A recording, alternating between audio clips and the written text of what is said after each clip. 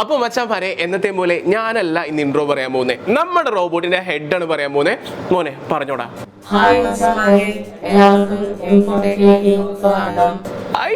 അടിപൊളിയായില്ലേ? Hi മച്ചാമാരെ, എല്ലാവർക്കും ഇൻഫോട്ടിക്കിലേക്ക് സ്വാഗതം. അപ്പോൾ നമ്മൾ ഇന്ന് ഒരു റോബോട്ടിനെ വാങ്ങാനായിട്ട് വന്നിരിക്കുകയാണ്. അതെവിടെയാന്ന് വെച്ചിട്ടുണ്ടെങ്കിൽ ഏകദേശം കണ്ടപ്പോൾ നിങ്ങൾക്ക് സ്ഥലം മനസ്സിലായിട്ടുണ്ടാവും. കേരള സ്റ്റാർട്ടപ്പ് മിഷനിലാണ് നമ്മളുള്ളത്. ഇവിടെ അസിമോ റോബോട്ടിക്സ് എന്ന് പറയുന്ന ഒരു കമ്പനിയിലാണ് നമ്മളുടെ റോബോട്ടിനെ ഉണ്ടാക്കുന്നത്. അപ്പോൾ അതിന്റെ കാഴ്ചകൾ കണ്ടാലോ?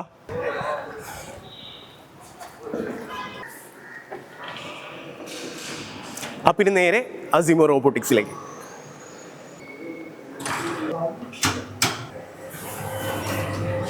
നമ്മളിന്ന് വാങ്ങാൻ പോകുന്ന റോബോട്ടിനെ ഉണ്ടാക്കുന്ന പണിപ്പുരണ്ട് ഈ കാണുന്നതൊക്കെ ഇവിടെയാണ് സംഭവം ചെയ്ത് റെഡിയാക്കി വെക്കുന്നത്. അത്ഭുതം എന്ന് പറയട്ടെ മച്ചാമാരെ, നമ്മൾ വന്നപ്പോഴേക്കും നമ്മളുടെ റോബോട്ടിനെ നമുക്ക് തരാൻ പരുവത്തിന് ഇവിടെ പാക്ക് ചെയ്ത് ഡെലിവറിക്കുള്ള പരുവത്തിലേക്ക് ആക്കി. അതല്ല നമ്മുടെ റോബോട്ട്, നമ്മുടെ റോബോട്ട് അകത്താണ്. നമുക്ക് അകത്തേക്ക് പോകാം. ഇതല്ല അല്ല അല്ല, ഇത് നമുക്ക് കിട്ടില്ല അല്ലേ? ഇല്ല, കിട്ടില്ല. നമ്മളുടെ ഭാഗത്ത് പണിയാണ്. Okay Jio, welcome to Asimo robotics. നമ്മുടെ ഓഫീസിലേക്ക് വരുമ്പോ യെസ്. അപ്പൊ നമ്മളുടെ റോബോട്ട് അകത്ത് പണിയുണ്ട്. വാ മക്കളെ, ഇതാണല്ലേ നമ്മുടെ റോബോട്ട്? ഇതാണ് നമ്മുടെ റോബോട്ട്. ഓക്കെ, അപ്പൊ എന്തായി നമ്മളുടെ റോബോട്ടിന്റെ പണിയൊക്കെ തീരാറായോ? സായതെന്ന് പറയും, ഇപ്പൊ ശരിയാക്കി തരോ? ഓക്കെ, സായ പറയുന്നു ഇപ്പൊ ശരിയാക്കി തരാന്ന്. ചേട്ടാ, എന്തായി നമ്മുടെ റോബോട്ട് ഒരു വിധം നല്ല കണ്ടീഷൻ ആക്കി തരില്ലേ? എല്ലാം റെഡിയാക്കോ. അപ്പൊ നമ്മുടെ റോബോട്ടിന്റെ തല എവിടെ പോയി? പണിയിലാണല്ലേ? അപ്പൊ ഇവിടെ നമ്മുടെ റോബോട്ട് പണിയുന്നതിന്റെ A to Z കാര്യങ്ങൾ നിങ്ങൾക്ക് ഞാൻ കാട്ടിത്തരും. അപ്പൊ എന്തായാലും നമുക്ക് വേണ്ട റോബോട്ട് ഇവിടെ പണിപ്പുരയിലാണ്. ഇത് പണിത് കഴിയുമ്പോ വേറൊരു രൂപമായിരിക്കുമല്ലോ എന്തായാലും. ഓക്കെ, അപ്പൊ നമ്മളുടെ വീഡിയോ കാണുന്ന കുറെ പേർക്ക് ഡൗട്ട് ഉണ്ടാവും, ഇവിടെ നിന്ന് ഒരാളൊരു റോബോട്ട് പർച്ചേസ് ചെയ്യാണ്. അപ്പൊ ഓരോരുത്തരുടെ അത്യാവശ്യങ്ങൾ വേറെ വേറെ ആയിരിക്കും. അപ്പൊ എങ്ങനെയാണ് തുടക്കം തുടങ്ങി അവസാനം വരെ ഒരു റോബോട്ടിനെ ഇവിടെ നിന്ന് ഉണ്ടാക്കി കസ്റ്റമറുടെ കയ്യിലേക്ക് എത്തുന്ന വരെയുള്ള ഒരു കാര്യങ്ങളൊക്കെ അറിയാനായിട്ട് കുറെ പേർക്ക് ആഗ്രഹം കാണും. അപ്പൊ എങ്ങനെയാണ് അതിന്റെ തുടക്കം? ആദ്യം കസ്റ്റമറിന് എന്താ ആവശ്യം, കസ്റ്റമറിന് എന്താണോ ആവശ്യം അതനുസരിച്ച് നമ്മൾ ഡിസൈൻ ചെയ്യാൻ സ്റ്റാർട്ട് ചെയ്യും. അതായത് ഇപ്പോ ഞാനിപ്പോ എനിക്കൊരു ഹോട്ടലിൽ നടത്താണ്. അപ്പൊ എനിക്ക് അവിടേക്ക് ഒരു സെർവ് ചെയ്യാൻ ഒരാളെ വേണം, ചിലപ്പോ ഒരാൾക്ക് ഒരു PA ആയിട്ട് ഒരാളെ വേണം. അപ്പൊ നമ്മൾ നമ്മുടെ റിക്വയർമെന്റ് പറയണമല്ലോ. അതനുസരിച്ച് ഇപ്പൊ നിങ്ങൾക്ക് ഹോട്ടലിലാണെങ്കിൽ അത് എങ്ങനത്തെ ടൈപ്പ് സെർവ് ചെയ്യണം അതിനനുസരിച്ച് നമ്മൾ ഡിസൈൻ ചെയ്യും. കംപ്ലീറ്റ്ലി നമ്മളുടെ ആർക്ക് എന്താണോ വേണ്ടത് അതിനനുസരിച്ച് ഡിസൈൻ സെക്ഷൻ ആണല്ലോ. അവിടെയാണ് നമ്മുടെ റോബോട്ട് എങ്ങനെ ഇരിക്കണം, അതിന്റെ മുഖച്ചായ എങ്ങനെ ഇരിക്കണം എന്നുള്ള കാര്യങ്ങളൊക്കെ എല്ലാം അവിടെയാണ് വരുന്നത്. അപ്പൊ ഡിസൈൻ സെക്ഷൻ ആണ് ആദ്യം വരുന്നത്. അപ്പൊ ഡിസൈനിങ് സെക്ഷൻ എന്താണെന്ന് ഞാനിപ്പോ കാട്ടിത്തരാട്ടോ. ഇപ്പൊ എന്താണ് നമ്മളിവിടെ ചെയ്യുന്നത്? നമ്മളിവിടെ റിക്വയർമെന്റ്സ് അനുസരിച്ചുള്ള ഒരു റോബോട്ട് ഡിസൈൻ ചെയ്യുവാണ്. ഇതാണ് അതിന്റെ ഒരു ഡിസൈൻ. ലൈക്ക് ഫുള്ളി ഒരു അനിമെട്രോണിക് ഫേസ് ആണ്. നമ്മുടെ സോഫിയ അമേരിക്കനൊക്കെ പോലെ സംസാരിക്കുന്ന എക്സ്പ്രഷൻസ് ഒക്കെ ഇടുന്ന ടൈപ്പ്. സംസാരിക്കാൻ അതിനു വേണ്ടി ഡിസൈൻ ചെയ്തിരിക്കുന്ന ഒരു ഹെഡ് ആണല്ലേ? അപ്പൊ ഇങ്ങനെ ഡിസൈൻ ചെയ്ത് വെച്ചിരിക്കുന്ന ഒരു ഹെഡിനെ അടുത്ത സ്റ്റെപ്പിലേക്ക് എന്താണ് നമ്മൾ വിടുന്നത്? അടുത്ത സ്റ്റെപ്പ് എന്ന് വെച്ചാൽ മാനുഫാക്ചറിംഗ് ആണ്. നമ്മുടെ ഈ ഒരു സാധനത്തിന് ജീവൻ വയ്ക്കണമെങ്കിൽ അതിന്റെ മാനുഫാക്ചറിംഗ് പ്രോസസ് ഉണ്ടല്ലോ.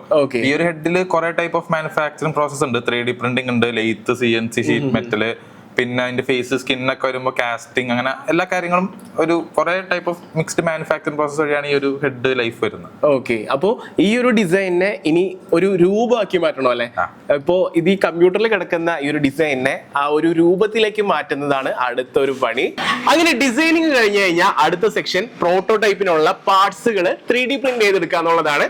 അതായത് പ്രോട്ടോടൈപ്പ് ആവുമ്പോൾ ആ 3D പ്രിന്റഡ് വേർഷൻ ആണ് യൂസ് ചെയ്യുന്നത്. അത് കഴിഞ്ഞ് അതിന്റെ മാനുഫാക്ചറിംഗിലേക്ക് പോകുമ്പോഴാണ് അതിന്റെ മെറ്റീരിയൽസും കാര്യങ്ങളൊക്കെ ചേഞ്ച് ആവുന്നത്. ഇപ്പൊ നോക്കുകയാണെങ്കിൽ ഓരോ പാർട്സുകളായിട്ട് ഇവിടെ പ്രിന്റ് ചെയ്തുകൊണ്ടിരിക്കുന്നത് നമുക്ക് കാണാനായിട്ട് പറ്റും കേട്ടോ. നമ്മുടെ ആ ഒരു റോബോട്ടിന്റെ ഓരോ പാർട്സുകൾ ഇവിടെ പ്രിന്റ് ചെയ്യാണ്.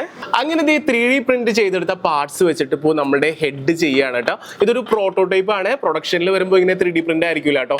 അപ്പോൾ ഓരോ പീസുകളായിട്ട് ഇങ്ങനെ വെച്ച് ഏകദേശം നമ്മുടെ ഹെഡ് സെറ്റ് ആയിട്ടുണ്ട്. അപ്പൊ സ്ക്രൂ ചെയ്യാനുള്ളത്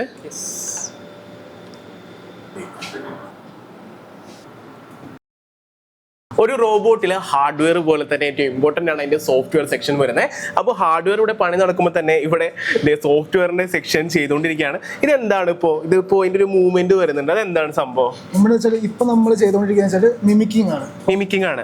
ഇപ്പൊ നോക്കിട്ടെ റോബോട്ടിന്റെ ഫേഷ്യൽ എക്സ്പ്രഷൻസ് ട്രാക്ക് ചെയ്തിട്ട് മിമിക് ചെയ്യുന്നത്. അപ്പൊ ഞാൻ ഈ സംസാരിക്കുന്നതിനനുസരിച്ചാണ് ഇത് ഇവിടെ അനക്കുന്നതെന്നല്ലേ? കണ്ട, നോക്കി കഴിഞ്ഞിട്ടുണ്ടെങ്കിൽ ഇപ്പൊ നമ്മുടെ ഫേസ് അത് അതെ അതേ കണ്ട നമ്മുടെ ലിപ്പിന്റെ ഭാഗമൊക്കെ അല്ലേ എല്ലാ പോയിന്റ്സും പ്ലോട്ട് ചെയ്തിരിക്കും. ട്രാക്ക് ചെയ്യണം അത് കണ്ട. നമ്മളിപ്പോ സംസാരിക്കുന്നതിനനുസരിച്ചിട്ടാണ് ഇവിടെ മിമിക് ചെയ്ത് ഇത് സംസാരിക്കുന്നത് അല്ലേ.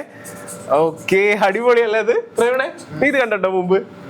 കണ്ട, നമ്മുടെ ഫേസിനെ ട്രാക്ക് ചെയ്തിട്ടാണ് കേട്ടോ ഈ ഒരു ലിപ് മൂവ്മെന്റ് ഇവിടെ വരുന്നത്. കണ്ട, അങ്ങനെ അസംബ്ലിങ് കഴിഞ്ഞ ഹെഡ് നമ്മൾ കണ്ടായിരുന്നു. ഇനിയിപ്പോ ഒരു റോബോട്ട് എന്ന് പറയുമ്പോൾ ഒരു റിയൽ റോബോട്ട് ഒരു മനുഷ്യന്റെ പോലെ ഇരിക്കണമെന്നുണ്ടെങ്കിൽ മനുഷ്യൻ്റെതായ സ്കിന്നിന്റെ ആ ഒരു ടെക്സ്ചറും കാര്യങ്ങളൊക്കെ കിട്ടണ്ടേ. അപ്പോൾ അതിന്റെ പണിയാണ് ഇവിടെ നടക്കുന്നത്. ഇവിടെ നോക്കുകയാണെങ്കിൽ ഇത് എന്ത് മെറ്റീരിയലായി ചെയ്യുന്നത്? ഇത് സിലിക്കോൺ ആണ്. സിലിക്കോൺ ആണ്. നമ്മൾ തന്നെ ഇവിടെ ചെയ്യുന്നതാണ് സ്കിന്നും കാര്യങ്ങളൊക്കെ ഇവിടെ തന്നെ ചെയ്യുന്നതാണ്. അപ്പൊ ഇപ്പൊ എന്തിനാ ചെയ്തോണ്ടിരിക്കുന്നത്? ഹെയർ സെറ്റ് പിരികം ചെയ്യാണ്. നമ്മൾ ഓരോ ഇൻഡിവിജ്വൽ ലെയേഴ്സ് വെച്ചിട്ട് നമ്മളൊരു ടൂൾ ഉണ്ടാക്കിയിട്ടുണ്ട് ഇതിന് വേണ്ടി മാത്രമേ. അപ്പൊ നിങ്ങൾ കണ്ടിട്ടുണ്ടോ അതിന് പിടിയൊക്കെ യൂഷ്വലി ഉള്ള ടൂൾസിന്റെ ആണ്. നമ്മൾ ഓരോ സ്കിൻസ് ഇങ്ങനെ ഓരോ ഹെയർ ആയിട്ട് വെച്ചോണ്ടിരിക്കുന്നത്. ഇപ്പൊ നമുക്കൊന്ന് റിമൂവ് ചെയ്ത് ഈ ഒരു ഹെഡിൽ ഇതൊന്ന് വെച്ച് കാണിക്കാൻ പറ്റുമോ? ഓക്കെ, ആ അടിപൊളി. കണ്ടോ നമ്മളുടെ എന്തിരനെ പോലെ കണ്ടോ ആ ഒരു ഫേസ് വരുമ്പോ. ഇനി ഇതില് ഓരോ പോർഷൻസ് ഒക്കെ കട്ട് ആവും അല്ലെ. അപ്പൊ ഈ പെയിന്റിംഗ് ഒക്കെ എങ്ങനെയാണ് ഇതില് നമുക്ക് നോർമലി പെയിന്റ്സ് യൂസ് ചെയ്യാൻ പറ്റത്തില്ല. അപ്പൊ നമ്മൾ സില്ലിപിക്സ് എന്ന് പറഞ്ഞ പെയിന്റ് ഒക്കെയാണ് യൂസ് ചെയ്യുന്നത്. സില്ലിപിക്സ് ഇതിന് വേണ്ടി സ്പെഷ്യൽ ആയിട്ടുള്ള സാധനങ്ങൾ ഓരോന്നുണ്ട്. ഓക്കെ, അപ്പൊ ഇതില് സിലിക്കൺ വെച്ച് ചെയ്തിരിക്കുന്ന ഒരു ഫേസ് ആണ് കേട്ടോ ഇത്. കണ്ടോ, നല്ല ശരിക്കും റിയൽ ആയിട്ട് തോന്നും. ഇങ്ങനെ പിടിച്ചൊക്കെ നോക്കുമ്പോൾ ശരിക്കൊരു ഒരാളുടെ മുഖത്ത് എങ്ങനെ പിടിക്കുന്നോ അതേ ഫീൽ തന്നെയാണ് കിട്ടുന്നത്. ഇവിടെ നോക്കുകയാണെങ്കിലും കണ്ടോ ഇത് പെയിന്റ് ചെയ്തിട്ടുള്ളതാണല്ലേ. ട്രൈ ഔട്ട് ചെയ്യുന്നതാണ്. ഓക്കെ കണ്ട, ഇതിങ്ങനെ പെയിന്റിങ് ഓരോന്ന് ചെക്ക് ചെയ്തുകൊണ്ടിരിക്കുന്നതാണ് സംഭവം. നോക്കി കണ്ട, ഹായ് ഇത് ഇവിടെ വെച്ച് കഴിഞ്ഞിട്ടുണ്ടെങ്കിൽ ശരിക്കൊരു മുഖം പോലെ കണ്ട. നമ്മുടെ റോബോട്ടിന് ഇത് സെറ്റ് ചെയ്ത് കഴിഞ്ഞാൽ കണ്ട അടിപൊളിയായിട്ടില്ലേ. അപ്പോൾ ഈ ഒരു സെക്ഷനിൽ നടക്കുന്ന പണി ഇതാണല്ലേ. അപ്പോൾ ബാക്കി ബോഡി നമ്മൾ ഇവിടെ തന്നെ സിലിക്കണിലാണോ ചെയ്യുന്നത്? നമ്മൾ ഇപ്പത്തെ കാണിച്ച മോഡലിൽ ഫേസ് മാത്രമാണ് സിലിക്കണിൽ വരുന്നത്, എല്ലാം നോർമൽ ബോഡിയാണ്. ഓക്കെ, അങ്ങനെ നമ്മുടെ റോബോട്ട് ഉണ്ടാക്കുന്നതിന്റെ കുറെ പാർട്ടികൾ നമ്മൾ കണ്ടില്ലേ. ഈ ഒരു റോബോട്ടിക് കമ്പനി നമ്മുടെ കൊച്ചു കേരളത്തിലാണെന്ന് ആദ്യം അറിഞ്ഞപ്പോൾ ഞാനൊന്ന് ഞെട്ടിപ്പോയിട്ടോ. സത്യം പറഞ്ഞിട്ടുണ്ടെങ്കിൽ ഇന്ത്യയിലെ തന്നെ ലിസ്റ്റ് ചെയ്തിരിക്കുന്നതിൽ 5-ൽ 1 എന്ന്, അതായത് 5 സ്ഥാനങ്ങളിൽ ഒന്നാണ് അസിമോ റോബോട്ടിക്സ് അല്ലെ. അപ്പോ ഈ ഒരു സ്ഥാപനത്തിന്റെ സ്ഥാപകൻ തന്നെയാണ് നമ്മുടെ കൂടെ നിൽക്കുന്നത്, ജയകൃഷ്ണൻ സാറാണ്. അപ്പോൾ സാർ ഏകദേശം എത്ര വർഷമാണ് നമ്മുടെ ഈ ഒരു ജേർണി എങ്ങനെയാണ് സ്റ്റാർട്ട് ചെയ്തത് ഒരു റോബോട്ടിക് കമ്പനിയുടെ? ഇത് ഏതാണ്ട് ഈ 2025 ആകുമ്പോൾ 20ാമത്തെ വർഷമാണ്. 2005-ലാണ് കമ്പനിയായിട്ട് സ്റ്റാർട്ട് ചെയ്തത്. 20 വർഷമായി നമ്മൾ റോബോട്ടിക്സ് ഫീൽഡിൽ. രണ്ടാമത്തെ കമ്പനിയാണ്. ഓക്കെ, ഒരു കമ്പനി നേരത്തെ ഉണ്ടായിരുന്ന ഒരു US കമ്പനിയുടെ സബ്സിഡറി ആയിട്ടായിരുന്നു. അത് ഇവിടെ തന്നെ ഉള്ളതായിരുന്നു. ക്ലോസ് ചെയ്തിട്ട് തുടങ്ങിയതാണ്. അസിമോവ് ഇപ്പൊ 14 വർഷമായി. 14 വർഷമായിട്ട് ഉള്ളൊരു കമ്പനിയാണ്. അപ്പൊ നമ്മള് ഇവിടെ കണ്ടു ഒരുപാട് വെറൈറ്റി റോബോട്ട്സ് ഇവിടെ ഉണ്ടാക്കുന്നുണ്ട്. അപ്പൊ നമ്മളുടെ കസ്റ്റമേഴ്സ് എങ്ങനെയുള്ളവരാണ് വരുന്നത്? അത് നമ്മൾ ചെയ്യുന്ന റോബോട്ടുകൾ ഞങ്ങൾക്ക് ഒരു റോബോട്ടില്ല, ഏതാണ്ട് 15ഓളം പ്രോഡക്ട്സ് ഉണ്ട്. 15ഓളം. അതിൽ പ്രധാനമായിട്ടുള്ളത് ഫ്രണ്ട് ഫേസിംഗ് ആയിട്ടുള്ള ഈ റിസപ്ഷൻ റോബോട്ട്സ്, ആൾക്കാരുമായിട്ട് ഇന്ററാക്ട് ചെയ്യുന്നത്. റോബോട്ട് വന്നല്ലോ ചായ ആയിട്ട്. ചായ എടുത്തോളൂ. Thank you. ഞാൻ കുടിച്ചാണ് കേട്ടോ. ചായ കുടിച്ചാൽ മതി. ഓക്കെ, അത് കൊണ്ടുപോകും. അപ്പൊ അങ്ങനെ അതുണ്ട്. റിസപ്ഷൻ റോബോട്ട്സ് ഉണ്ട് ഹോസ്പിറ്റാലിറ്റി സെക്ടറിൽ വേണ്ടിയിട്ട്. അതുകൂടാതെ സർജിക്കൽ റോബോട്ട്സ് ഉണ്ട്. ചെറിയ സർജറി ഒക്കെ അസിസ്റ്റ് ചെയ്യുന്ന റോബോട്ടുകളുണ്ട്. സർജറി വരെ ചെയ്യുന്ന റോബോട്ട്സ് ഉണ്ട് നമ്മുടെ കയ്യിൽ. ലാപ്രോസ്കോപ്പിക് ന്യൂറോ സർജറി അസിസ്റ്റ് ചെയ്യുന്ന റോബോട്ട് ഉണ്ട്. സത്യം പറഞ്ഞിട്ടുണ്ടെങ്കിൽ നമ്മുടെ ഒരു കൊച്ചു കേരളത്തിൽ തന്നെ ഇങ്ങനെ ഒരു റോബോട്ടിക് സ്ഥാപനം നടത്തിക്കൊണ്ട് പോകുന്നതൊക്കെ അറിഞ്ഞപ്പോൾ നമുക്ക് ഭയങ്കര ഒരു ക്യൂരിയോസിറ്റി ആയിരുന്നു. അപ്പോൾ എങ്ങനെയാണ് നമ്മളുടെ ഇവിടുത്തെ ഒരു സപ്പോർട്ട്, അതായത് ഗവൺമെന്റിലാണെങ്കിലും കേരളത്തിൽ എങ്ങനെയാണ് നമുക്ക് സപ്പോർട്ട് കിട്ടുന്നത്? അത് ഈ റോബോട്ടിക്സ് എന്ന് പറയുമ്പോൾ അതിനകത്ത് ഒരുപാട് ഡിസിപ്ലിൻ ചേർന്ന ഒരു എഞ്ചിനീയറിംഗ് വിങ് ആണല്ലോ. അപ്പൊ നമുക്ക് ഞാനിപ്പോ ഞാൻ ഈ ജേർണി കണ്ടോണ്ടിരിക്കുന്നതാണല്ലോ. 20 വർഷം എന്ന് പറയുമ്പോൾ നിങ്ങൾക്ക് ഊഹിക്കാം. അപ്പൊ ഇത് തുടക്കത്തില് ഒരു ഇന്ത്യയിൽ തന്നെ നോക്കുവാണെങ്കിൽ ഇന്ത്യയിൽ തന്നെ ഈ പറഞ്ഞ മാതിരി ഈ 5 മിക്കവാറും 3 കേരളത്തിൽ തന്നെ കമ്പനികളായിരിക്കും. അപ്പോ പ്രത്യേകിച്ച് ഹാർഡ്വെയർ കേട്ടോ, ഹാർഡ്വെയർ റോബോട്ടിക്സ് കമ്പനികൾ കേരളത്തിലാണ് ഏറ്റവും കൂടുതലുള്ളത്. അപ്പൊ ഈ കഴിഞ്ഞ ഒരു 10 വർഷത്തെ കാലയളവ് നോക്കുകയാണെങ്കിൽ ഒരുപാട് വ്യത്യാസം വന്നിട്ടുണ്ട്. മുമ്പൊക്കെ നമുക്ക് ഇതിന്റെ സ്പെയർ പാർട്സ് കിട്ടാനും ഒക്കെ ബുദ്ധിമുട്ടായിരുന്നു. ഇതിന്റെ ഒരു ഫാബ്രിക്കേഷൻ എന്നൊക്കെ പറയുന്നത് പറയുന്നത് വളരെ ബുദ്ധിമുട്ടായിരുന്നു. ഓക്കെ. അപ്പൊ ഇതിനകത്ത് ഒരുപാട് കാര്യങ്ങൾ ഒന്നിച്ച് പോകും. ഒന്ന്, നമുക്ക് ഇതിൽ താല്പര്യമുള്ള ആൾക്കാർ വേണം. രണ്ടാമത് ഇതിന് വേണ്ടിയിട്ടുള്ള സംവിധാനങ്ങൾ, പിന്നെ ഈ പ്രോട്ടോടൈപ്പിങ്ങിന് വേണ്ടിയിട്ട്, ഡിസൈനിങ്ങിന് വേണ്ടിയിട്ടുള്ള, ഡിസൈൻ ചെയ്ത് കഴിയുമ്പോൾ പ്രോട്ടോടൈപ്പ് ചെയ്യാനുള്ള സംവിധാനങ്ങൾ വേണം. അപ്പൊ ഈ ഏഷ്യയിൽ എനിക്ക് തോന്നുന്നു ഒന്നാമത്തെ സൂപ്പർ ഫാബ് ലാബാണ് നമ്മുടെ ഈ ഫാബ് ലാബ്. ഇതിന്റെ താഴത്തെ ഫ്ലോറിൽ വർക്ക് ചെയ്യുന്നത് നമ്മുടെ കൊച്ചു കേരളത്തിലുള്ള ആദ്യമായിട്ട് ഈ ഒരു ഫാബ് ലാബ് തന്നെ ഇന്ത്യയിലാണ്, ഏഷ്യയിൽ തന്നെ ആദ്യമാണെന്നാണ് എനിക്ക് തോന്നുന്നത്. ഇപ്പൊ ഒരുപാടുണ്ട്, പല ഇന്ത്യയിൽ തന്നെ പല സ്ഥലത്തുണ്ട്. അതുകൂടാതെ പിന്നെ ഈ ഇതുമായിട്ട് ബന്ധപ്പെട്ട ഒരുപാട് അസോസിയേറ്റഡ് ആയിട്ടുള്ള ഒരു എക്കോ സിസ്റ്റം ക്രിയേറ്റ് ചെയ്യാൻ ഗവൺമെന്റിന് സാധിച്ചിട്ടുണ്ട്. അപ്പൊ അതെല്ലാം ഇപ്പൊ യാദർശികമാണെന്ന് ഒരിക്കലും പറയാൻ പറ്റില്ല. ഇതിന്റെ പുറകിലൊക്കെ ഒരു പദ്ധതിയും ഒരു നടപ്പിലാക്കലും ഒക്കെ ഉള്ളത് കൊണ്ടാണ് ഇങ്ങനെ വന്നത്. ഇപ്പൊ ഈ റോബോട്ടിക്സ് എന്ന് പറയുമ്പം എല്ലാ മേഖലകളിലും നമുക്ക് ഉപയോഗിക്കാവുന്ന ഒരു സംഗതിയാണ്. ഇപ്പൊ ഈ തൃശ്ശൂർ ഇപ്പൊ ഒരു പാർക്ക് വരുന്നതായിട്ട് നിങ്ങൾ അറിഞ്ഞിട്ടുണ്ടാവും, റോബോട്ടിക്സ് പാർക്ക് വരുന്നുണ്ട്, റോബോട്ട് പാർക്ക്. അപ്പൊ ഇത് പൊതുജനങ്ങൾക്ക് ഇത് എങ്ങനെ ഈ ടെക്നോളജി അല്ലെങ്കിൽ എഞ്ചിനീയറിംഗ് വിങ്ങിനെ പൊതുജനങ്ങൾക്ക് ഇപ്പോൾ സിനിമയും മറ്റ് മാധ്യമങ്ങൾ വഴിയൊക്കെ മനസ്സിലാകുമെങ്കിലും ഇതിനെ എങ്ങനെ ഉപയോഗിക്കാം, ഏതൊക്കെ മേഖലകളിൽ പ്രയോജനപ്പെടുത്താമെന്ന് മനസ്സിലാക്കാനും പരിചയപ്പെടാനും അത് സഹായിക്കും. അതുകൂടാതെ ഒന്നുകൂടി ഉണ്ട്, സോഹോയെ പറ്റി കേട്ടിട്ടുണ്ടോ? സോഹോ ഒരു എന്റർപ്രൈസ് സോഫ്റ്റ്വെയർ ചെയ്യുന്ന ഒരു കോർപ്പറേറ്റ് ജയന്റാണ് സോഹോ എന്ന് പറയുന്നത്. വലിയ കമ്പനിയാണ്. അവർ ആദ്യമായിട്ടൊരു R&D ലാബ് സ്ഥാപിക്കാൻ ശ്രമിച്ചപ്പോൾ കേരളമാണ് തിരഞ്ഞെടുത്തത്. കൊട്ടാരക്കരയിൽ അവർക്ക് ഒരു R&D ലാബ് ഇപ്പൊ സെറ്റപ്പ് ചെയ്യുന്നുണ്ട്. എനിക്ക് തോന്നുന്നു അത് താമസിയാതെ തന്നെ അവരുടെ ഒരു വലിയ പദ്ധതികൾ അതിന്റെ പിന്നിലുണ്ട്. ഇന്ത്യയിൽ തന്നെ ഏറ്റവും വലിയൊരു റോബോട്ടിക്സ് റിസർച്ച് ലാബായിട്ട് മാറും. ഞങ്ങൾ അവരുമായിട്ട് കൊളാബറേറ്റ് ചെയ്ത് പ്രവർത്തിക്കണം. ഇപ്പോ വേറൊരു കാര്യം കൂടി, ഇപ്പൊ നമ്മളുടെ കേരളത്തിലാണെങ്കിൽ പുതിയ തലമുറ യുവാക്കളൊക്കെ ഇങ്ങനെ ബിസിനസ്സുകൾ ചെയ്യാനായിട്ട് ആഗ്രഹിക്കുന്നുണ്ട്. അപ്പോൾ അതിന് പറ്റിയൊരു സാഹചര്യമാണ് ഇപ്പോൾ കേരളത്തിലുള്ളത്. തീർച്ചയായിട്ടും. കാര്യം ഇതിനകത്ത് ഞാൻ നേരത്തെ പറഞ്ഞ പോലെ ഒരുപാട് ഘടകങ്ങളുണ്ട്. ഈ നമുക്കൊരു ബിസിനസ് ചെയ്യണമെങ്കിൽ ആദ്യം തന്നെ ആശയം വേണം. ഈ ആശയം അവതരിപ്പിക്കുവാനും ആശയം നമുക്ക് ഒന്ന് റിഫൈൻ ചെയ്ത് ഒരു ബിസിനസ് യൂസ് കേസ് ആയിട്ട് മാറ്റിയെടുക്കുവാനും അതിന് വേണ്ട മെന്റർഷിപ്പ്. കേരളത്തിലെ ടാലന്റിന് കുഴപ്പമൊന്നുമില്ല. അങ്ങനെ വളരെ എക്സ്പീരിയൻസ് ഉള്ള ആൾക്കാർ ഈ മേഖലകളിലെ ബിസിനസ്സായിട്ട് ബന്ധപ്പെട്ട് മെന്റർ ചെയ്യാനായിട്ട് ഒരു എക്കോസിസ്റ്റം ഇവിടെ ഉണ്ട്. അതുകൂടാതെ ഫണ്ടിങ്ങിന്റെ ഇപ്പം മാച്ചിങ് ആയിട്ടുള്ള മാച്ചിങ് ഗ്രാൻഡ് എന്നൊക്കെ പറഞ്ഞ അതുപോലെ ഗവൺമെന്റ് പലതും കൊണ്ടുവന്നിട്ടുണ്ട്. ഗവൺമെന്റിന്റെ സപ്പോർട്ട് നല്ല രീതിക്ക് തന്നെ ഇപ്പോൾ തീർച്ചയായിട്ടും government support both state and central government നല്ല രീതിയിൽ സപ്പോർട്ട് ചെയ്യുന്നുണ്ട്. അതിന് ഉദാഹരണം തന്നെയാണല്ലോ ഇപ്പോൾ നമ്മളുടെ ഫാബ് ലാബ് ആയാലും ഒരുപാട് ഫെസിലിറ്റീസ് ഇവിടെ. പിന്നെ തോന്നുന്നു ഈ അടുത്ത് ഏറ്റവും ബെസ്റ്റ് സ്റ്റാർട്ടപ്പ് എക്കോ സിസ്റ്റം ആയിട്ട് പല പ്രാവശ്യം അവാർഡ് കിട്ടിക്കഴിഞ്ഞു. കേന്ദ്രത്തിന്റെ അവാർഡൊക്കെ ഇവർക്ക് കിട്ടിയിട്ടുണ്ടെന്ന് തോന്നുന്നു. ഓക്കെ. അപ്പൊ എന്തായാലും ഇപ്പോ റോബോട്ടിക്സ് ആയിട്ട് ബന്ധപ്പെട്ടതായാലും യുവാക്കൾക്ക് ബിസിനസ് ചെയ്യാനുള്ള ഒരു നല്ല വളക്കൂറുള്ള മണ്ണ്, അതായത് ഒരു എക്സ്പീരിയൻസ്ഡ് പേഴ്സൺ തന്നെ നമുക്കത് കേൾക്കാനായിട്ട് സാധിച്ചു. അപ്പോൾ ജയകൃഷ്ണൻ സാർ, എന്തായാലും നമ്മളുടെ ഈ ഒരു പ്രസ്ഥാനം ലോകമെമ്പാടും അറിയണം, നമ്മുടെ നാടും നമ്മുടെ കേരളവും എല്ലാം ഇതുവഴി അറിയപ്പെടട്ടെ, അതിന്റെ വളർച്ച വരട്ടെ എന്ന് ആശംസിക്കുക. വളരെ സന്തോഷം. നിങ്ങളും അതിനകത്ത് തീർച്ചയായിട്ടും ഒരു സ്റ്റേക്ക് ഹോൾഡർ ആയിരിക്കും. കാരണം നിങ്ങളെപ്പോലുള്ള ആൾക്കാരാണ് ഇത് ജനങ്ങളിലേക്കും ലോകത്തിന് ഇന്ത്യക്ക് അകത്തും പുറത്തേക്കും ഒക്കെ എത്തിക്കുന്നതിന് നിങ്ങൾക്ക് ഒരു വലിയ പങ്കുണ്ട്. എന്തായാലും വളരെ സന്തോഷം കാണാൻ സാധിച്ചു. അപ്പൊ ഇത് നമ്മളുടെ അടുത്തൊരു റോബോട്ട് ഇവിടെ ഇരിക്കുന്നുണ്ട്. ഇത് മുഴുവൻ പണിയും കഴിഞ്ഞൊരു റോബോട്ടാണോ? ഇത് മുഴുവൻ കഴിഞ്ഞൊരു റോബോട്ടാണ്. ഇത് നമ്മളൊരു next version of Saya boat എന്നുള്ള രീതിയിൽ നമ്മൾ ചെയ്യുന്നതാണ്. സായയുടെ തന്നെ പുതിയ വേർഷൻ, ഒരു അനിമെട്രോണിക് ഹെഡും ഒരു മോർ ഹ്യൂമൻ ലുക്ക് ലൈക്ക്, അതാണ് നമ്മുടെ ലക്ഷ്യം. ഹ്യൂമനെ കൂടുതൽ റിസംബിൾ ചെയ്യുക, അതാണ് നമ്മുടെ ലക്ഷ്യം. അതിനുവേണ്ടി ചെയ്തിരിക്കുന്നതാണല്ലേ.